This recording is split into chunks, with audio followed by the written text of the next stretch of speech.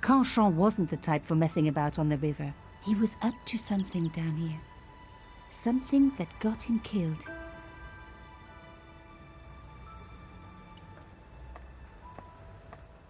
An old boyfriend of mine owned a barge once. Dampest relationship I ever had. In every way.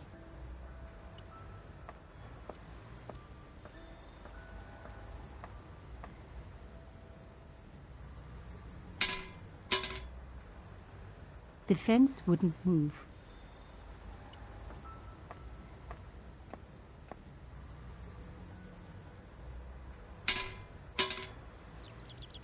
This fence wouldn't move either.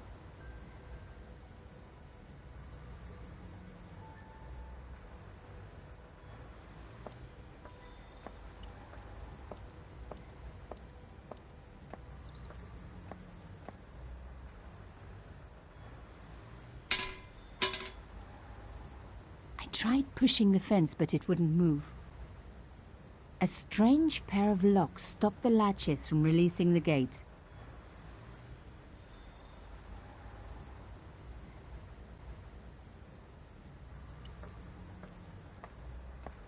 The cross looked familiar. I'd seen it before. It was embroidered on the lace cloth I'd picked up at Canchon's apartment. I knew I was on the right track.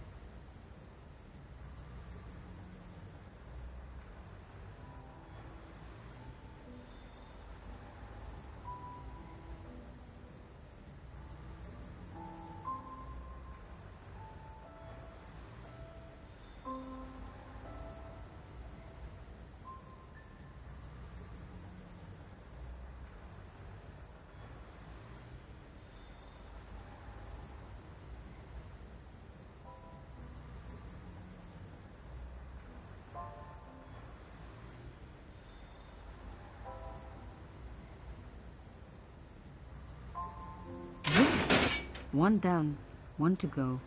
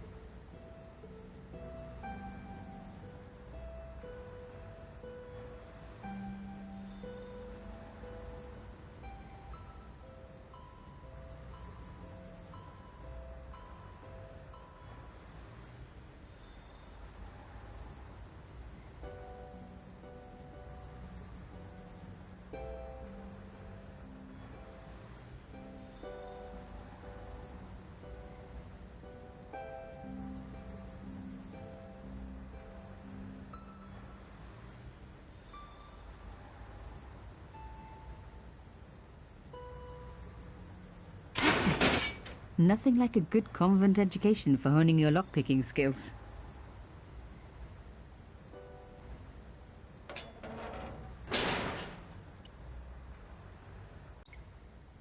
For a room full of junk, that was one very sophisticated lock system. This place was definitely fishy, in more ways than one. I really didn't want to pull the fence back up and risk trapping myself in this place.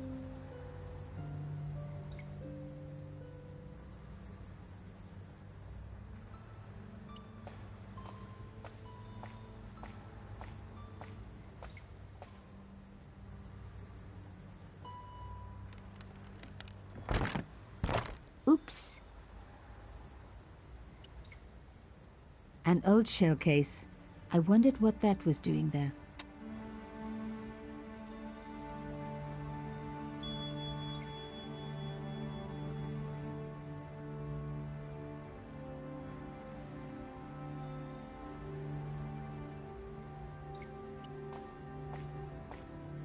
No handle, nothing obvious. But there had to be a way to open it. The words sinister and Dexter were carved on either side. Now any good convent girl like me knows the old Roman for left, right, left, right. But what did it mean here? Nothing happened. Nothing happened.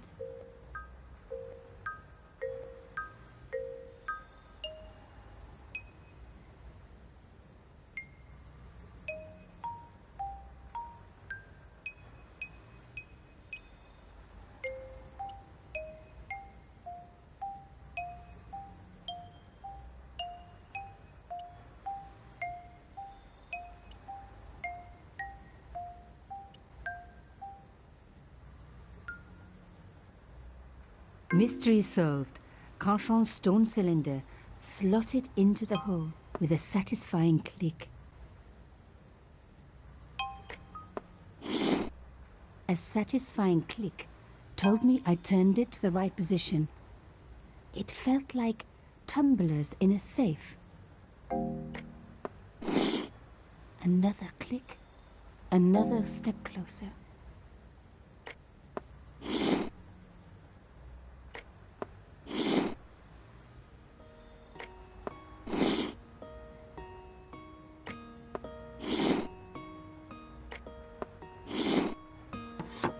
I love the sound of locks clicking open.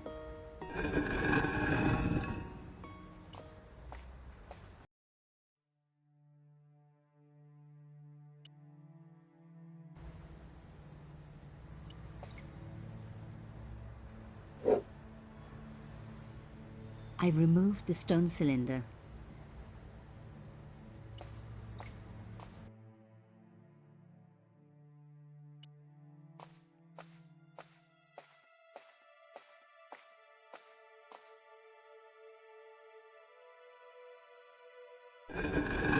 Oh my god! The slab came down with a hell of a force.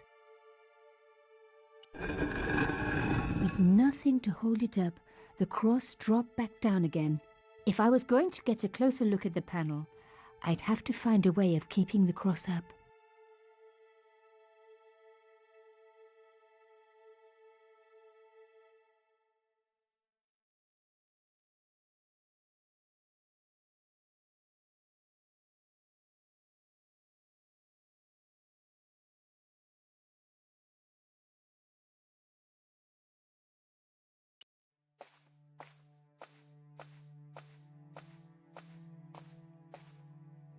Ut lex vel ut next sumito. To the law or unto death, submit. I guess these people didn't believe in liberté, égalité, or fraternité. Yes, I'll admit it. I was a swot at school.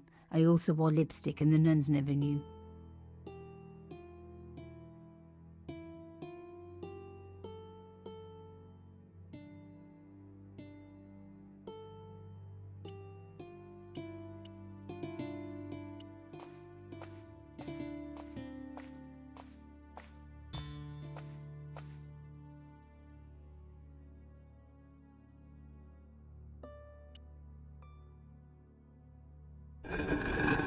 Lifting the cross closed the entrance door and also opened some kind of stone panel.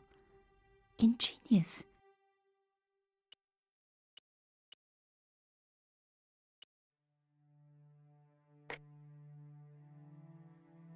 The stone cross was propped up. Now I was getting somewhere.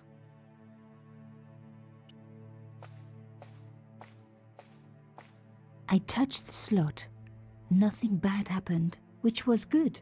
I've always been attached to my fingers. This slot was designed for something specific. But what?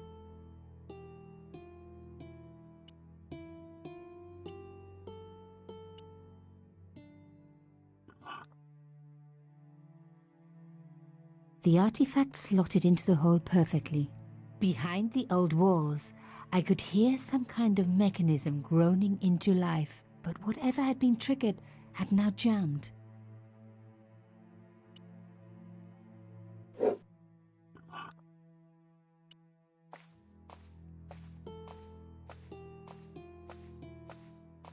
The slab was too heavy for me to lift.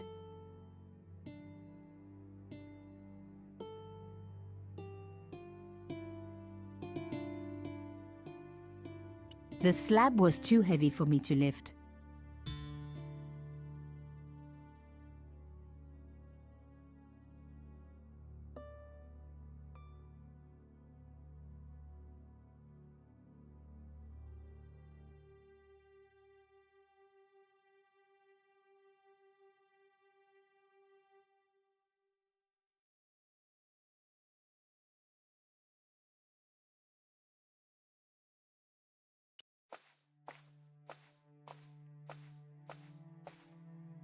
I removed the shell case.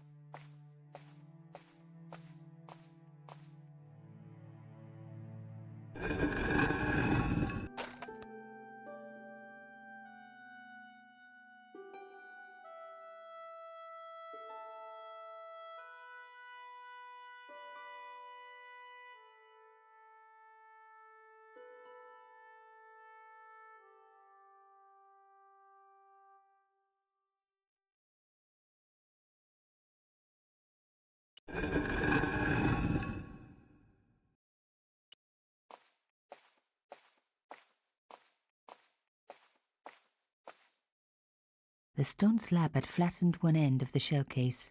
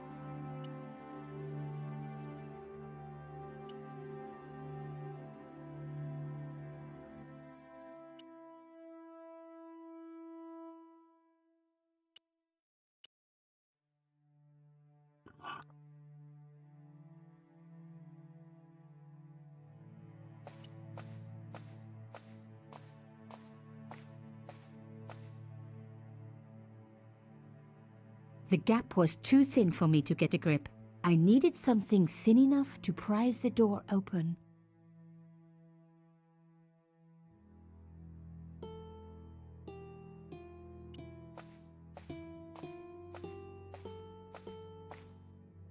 I removed the shell case. The crust didn't drop back down. Some kind of mechanism was holding it up.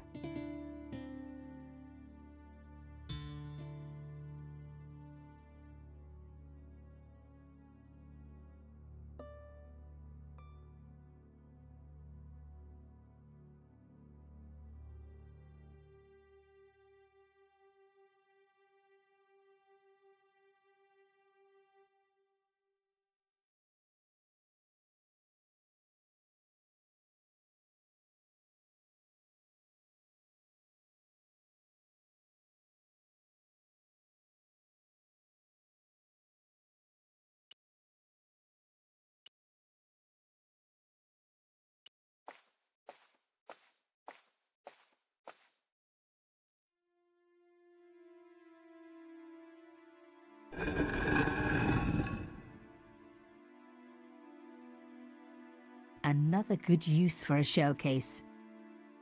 Another secret room. Somebody had something to hide. But was it what I was looking for?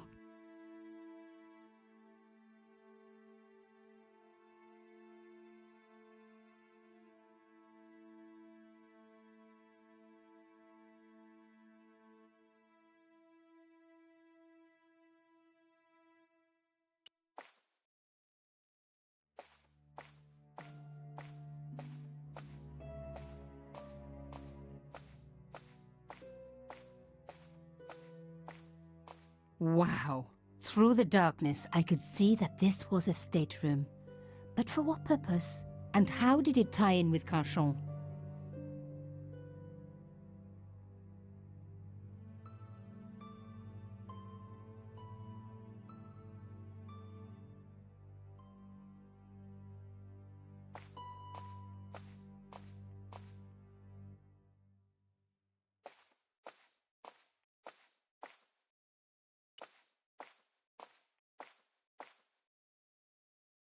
Amazing!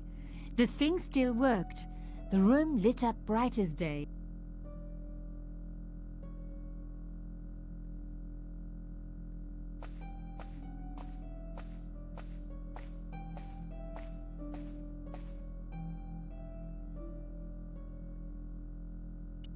I wasn't going to find anything in this old desk.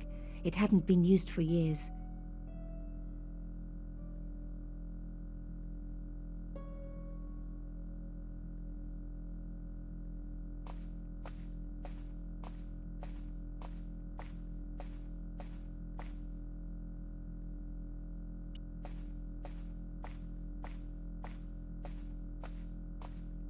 It was pretty clear from the lack of dust that someone had been working very recently at this desk.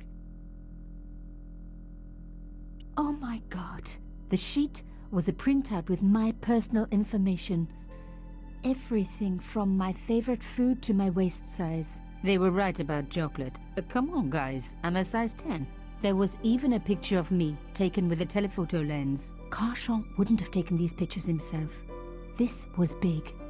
And organized. I was part of it. and people were getting murdered. This was the article I'd written about the costume killer. My suspicions were right. Cauchon had cut it out. 2 businessmen had been killed. One in Italy, one in Japan. In each case, the killer had worn a costume. A penguin, and then a snowman. But that wasn't the only link between the 2 murders. Both the victims had been big media do-gooders, and I proved they were just the opposite. So, how did they fit in with Cauchon?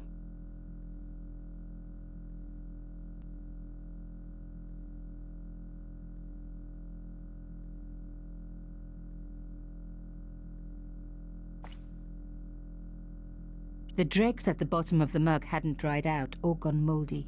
It wasn't more than a day old.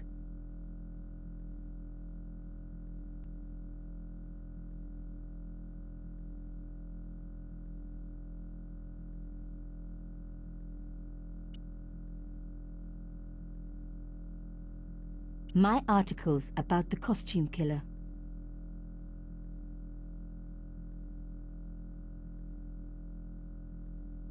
My articles about the costume killer.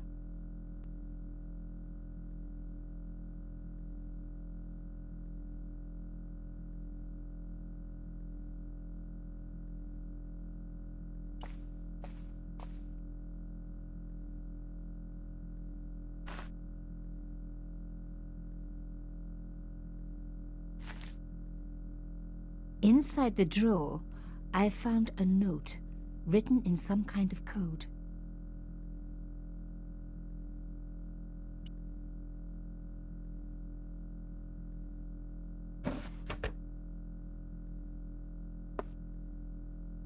Damn, don't you just hate it when that happens?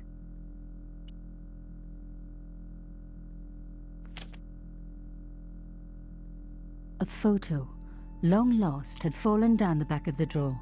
It was very old, but there was no mistaking the guy in the foreground. Cauchon.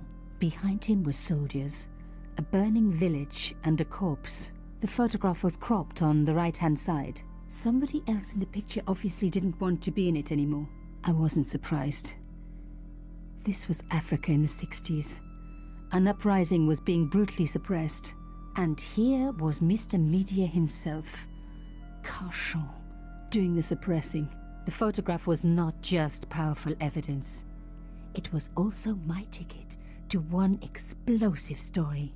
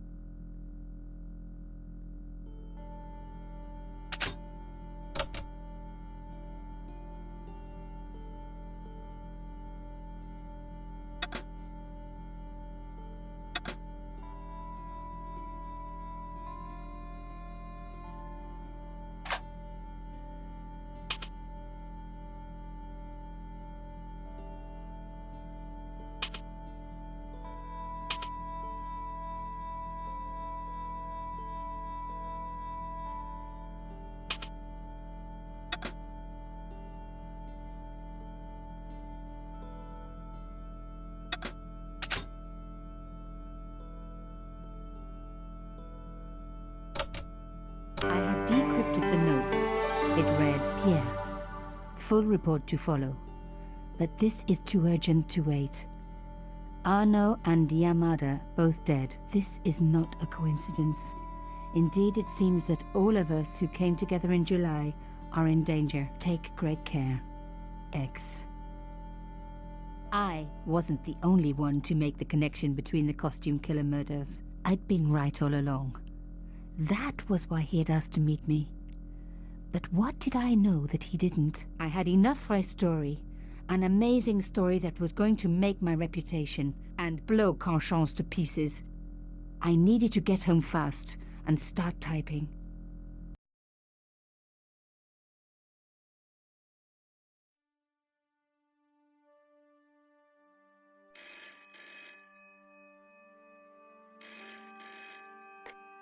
Bonsoir, Collard. Nico, it's Ronnie.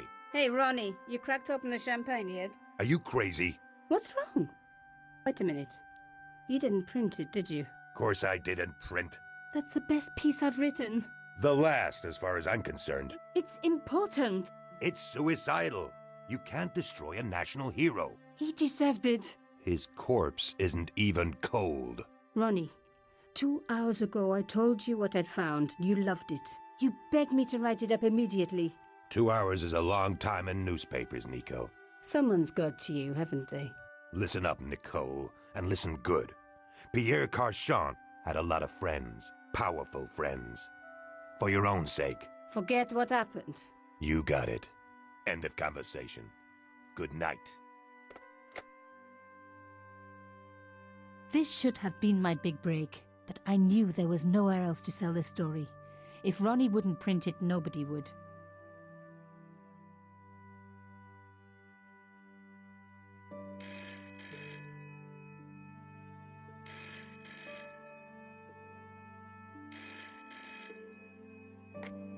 Bonsoir, Collard. Mademoiselle Collard, my name is Plantard. I need to talk to you about your story. Your Pierre Carchon story. How did you know about that? There are people out there, madame, who will be very upset by this story. Oh, really? Well, it's their lucky day. It's been spiked. Yes, I know. We must meet. We must? I have information relating to your costume killer stories. Tomorrow morning, 8 a.m., Café de la Chandelle Verte, Rue Alain Court. I shall be wearing a grey overcoat. You must talk to no one about this. You can't tell me what to... Tomorrow at 8. I'll be waiting. People complain about newspaper articles all the time, but not usually before they're printed. I was beginning to feel scared. This guy, Plantard, could I trust him? Should I meet him or forget the whole business? I didn't have an answer.